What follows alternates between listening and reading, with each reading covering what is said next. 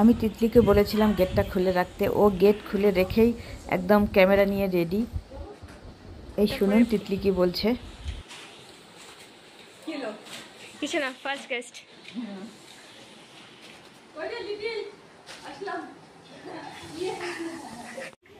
এই হচ্ছে ভাইয়ের নতুন বাড়ি। এই বাড়িতে মিলাদ আর দোয়া উপলক্ষে আমরা এসেছি। তো আরও অন্যান্য আত্মীয়রা এসেছে যাদেরকে দাওয়াত করেছে ভাই। আপনাদের দেখাচ্ছি, এই ছাদ থেকে নেমে আসলেন ওনারা খেয়ে, এখন ঘরে ঢুকছেন। পুরো ঘরের ভিডিওটাই আপনাদের দেখাচ্ছি। প্রচুর আত্মীয় স্বজন।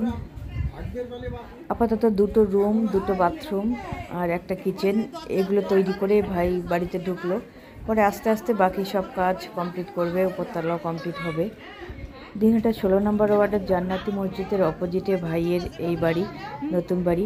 এর আগে ভাড়া বাড়িতে ছিল অনেক দিন, আর জন্মসূত্রে তো সে নাজিরহাটেই ছিল। এই হচ্ছে মেজো ভাই, এরই বাড়িতে উদ্বোধনে এসেছি। এটা হচ্ছে ভাইয়ের কিচেন। এই যে মেজো ভাইয়ের বউ। আমার হচ্ছে 4 ভাই, 2 ভাই নাজিরহাটে আছে আর এই 2 ভাই দিনহাটায়। বড় ভাই অনেক দিন আগেই বাড়ি করেছে, আর এই মেজো ভাইয়ের বাড়ির আজকে উদ্বোধন হলো। এই রুমটাতে বসে আছে ভাগ্নে বউরা, আর ভাই বউ আছে। আমাদের মোটামুটি খাওয়া কমপ্লিটের দিকে। এই হচ্ছে সেজো ভাইয়ের বউ। এই রুমে বসে বেশ গল্প গুজব আড্ডা মারা হচ্ছে। আর এই দেখুন এখানে দুজনের একটু অভিনয় আমি দেখাচ্ছি। এই যে ইনায়া আর অঙ্কন, এরা ভিডিওতে আসবে না, মুখ ঢাকলো। এখন বাজে রাত্রি প্রায় 7:30। তো তিতলিমণির বান্ধবী এসেছে, সে 2 বান্ধবী মিলে দেখুন বসে কিছু একটা দেখছে মোবাইলে, আর আমি এই সুযোগে ওদের একটা ভিডিও করে নিলাম। সত্যি এদের দেখলে ছোটোবেলার কথা মনে পড়ে যায়। আমরা ছোটোবেলায় এরকম বান্ধবী আসলে সে বেশ মস্তি করতাম। রাত্রে রান্নাও কমপ্লিট করে দিয়ে গেল যে রাঁধুনি এসেছে সে, কারণ রাত্রিবেলা আরও অনেক আত্মীয় আসবে যারা দুপুরে আসতে পারেনি, কারণ দুপুরে প্রচণ্ড বৃষ্টি ছিল। এদিকে চা বানাচ্ছে লাভলি। নতুন কিচেন, নতুন ওভেন, নতুন চা করা প্যান, সবই নতুন। বেশ ভালোই লাগলো আমার রান্নাঘরটা, মোটামুটি বড়। তিতলির আরও একজন ফ্রেন্ড আসলো। এবার ওরা 3 বান্ধবী মিলে দেখুন কত সুন্দর সেলফি উঠছে।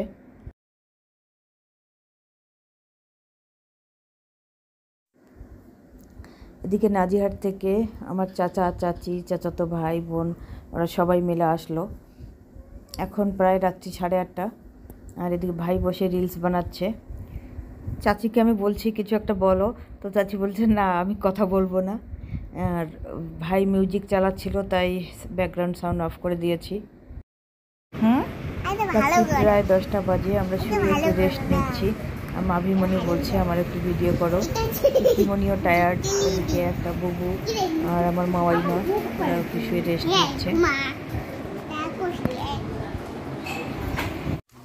কালকে রাতে আর ভিডিওটা শেষ করতে পারিনি। এটা হচ্ছে পরের দিন বিকেলবেলা।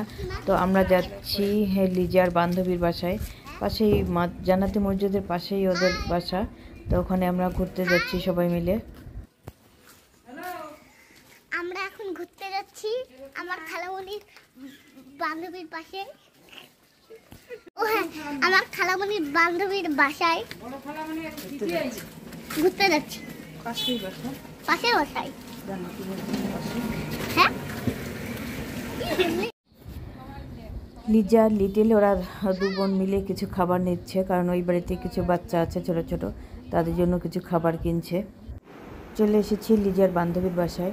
ড্রয়িং রুমে বসার সাথে সাথেই আমার চোখ পড়ে গেল এই বইগুলোর উপর, তাই আপনাদের সাথেও শেয়ার করছি। কত বইয়ের কালেকশন, এগুলো দেখে আমার আব্বার কথা মনে পড়ে গেল, কারণ আব্বা বই পড়তে খুব ভালোবাসতো, আর আব্বারও এরকম বুক সেলফ ছিল। তো এরপর যখন আমি নাজিরহাটে আমাদের বাড়ি যাব তখন আপনাদের সাথে শেয়ার করব। এখনও কিছু কিছু আব্বার বুক সেলফে অনেক বই আছে, অনেক বই চুরি হয়ে গেছে। ওখান থেকে ফিরে আসতে সন্ধে হয়ে গেল। তো এখানে কি কি গিফট পড়েছে নতুন বাড়ি সেগুলোই খুলে খুলে দেখছিলাম আমরা।